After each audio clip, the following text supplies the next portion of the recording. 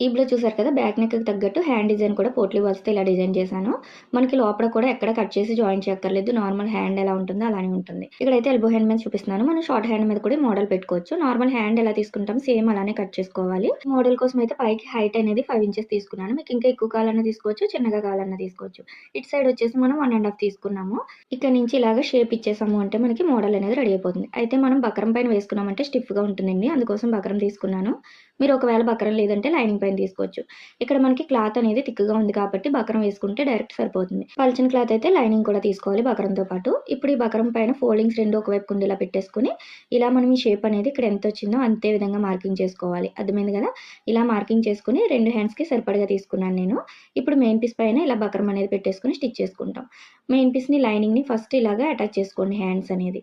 ఆ తర్వాత చూడండి మెయిన్ పీస్ పై వైపున బక్రాన్ని మోడల్ కోసం ఇలా పై వైపున పెట్టుకొని కరెక్ట్‌గా కార్నర్‌లో స్టిచ్ వచ్చేలా మనం ఇలా మార్కింగ్